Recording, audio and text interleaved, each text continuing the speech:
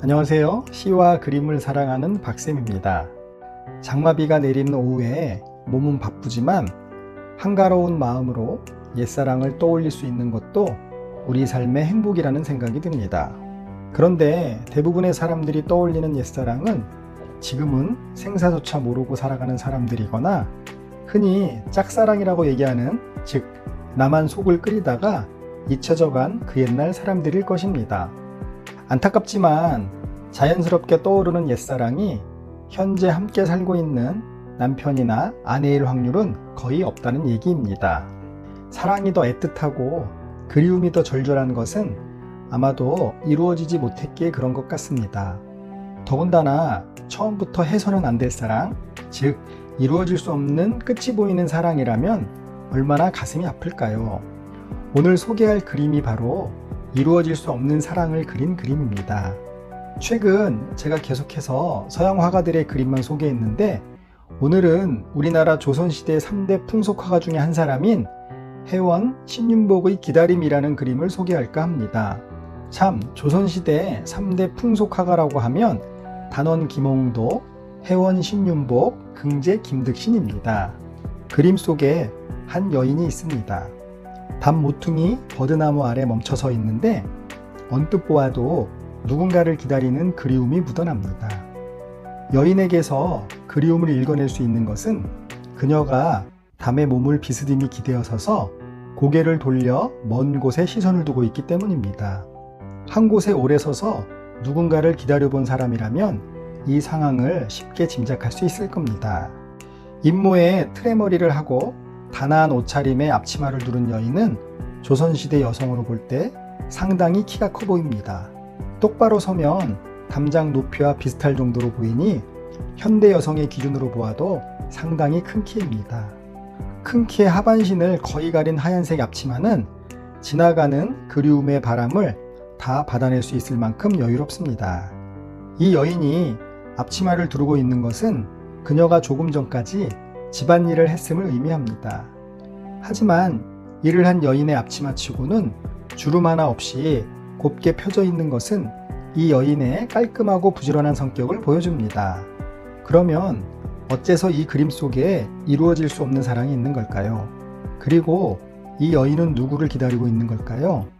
그것은 뒷짐진 그녀의 손에 들려있는 송낙이 이야기를 해줍니다.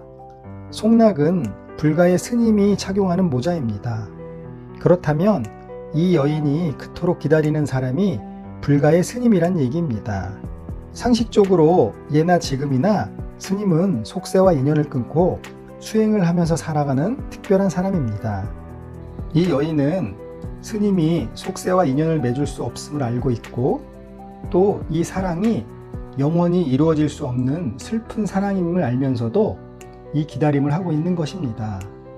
그리고 송낙과 더불어 그려진 버드나무 역시 빼놓을 수 없는 불교의 상징물입니다. 버드나무는 불교 그림에서 자주 사용되는데요. 관음보살이 버드나무 아래에서 수행을 하거나 또는 오른손으로 버드나무 가지를 들고 대자비를 베푸는 장면들이 많이 그려졌습니다. 양류 관음보살이라 불리는 이 보살은 자비심이 많고 중생의 소원을 들어주는 것이 마치 버드나무가 바람에 나부끼는 듯하다는 것에서 유래된 것입니다. 그리고 이 그림에서 이 버드나무는 또 다른 의미를 가지고 있습니다.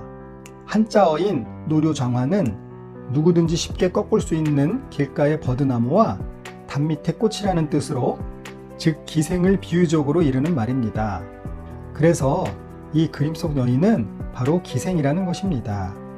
이 그림을 다시 한번 정리해보면 스님을 사랑하는 기생이 이루어질 수 없는 슬픈 사랑인 줄을 알면서도 어느 봄날 오후에 혹여나 님이 오시지 않을까 하여 하염없이 기다리고 있는 그림입니다.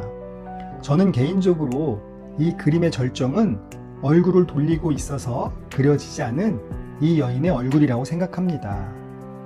이 여인의 얼굴이 그리움에 지친 표정을 하고 있을지 또는 너무 그리워서 눈물을 흘리고 있을지 우리는 알 수 없습니다. 하지만 확실한 것은 이 여인의 얼굴이 그려졌다면 그것은 그녀의 마음일 것이고 그 마음은 이 그림을 보고 있는 여러분들의 상상일 것입니다. 꽤 오래전 TV 드라마로 방영되었던 바람의 화원에서 주인공인 신윤복이 도화서 밖에서 소재를 찾아 그리는 장면에서 이 그림을 그려서 큰 문제를 일으킨 장면도 얼핏 생각이 납니다. 아마 그 드라마를 보셨던 분들이라면 다 알고 계실 겁니다. 어느 비 오는 날 푸념처럼 옛 그림에서 그리운 사람을 떠올려 보는 것도 우리의 인생에 의미 있는 부분이라는 생각으로 그리움이라는 시 한 편을 읽고 오늘의 이야기를 마치겠습니다. 그리움, 수많은 발걸음들이 마음을 밟고 갑니다.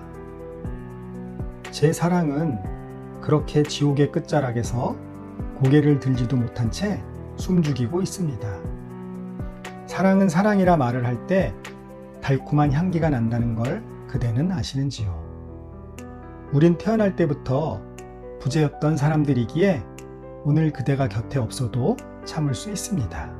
각자 보았던 저녁 노을의 감동이 갖기를 소망할 때 내 속에 자리하였고 사랑이란 불변의 이름을 갖게 되었습니다. 어딘가 오지 않는 그대가 머무는 곳에서도 이곳과 같은 바람이 불기를 바라봅니다.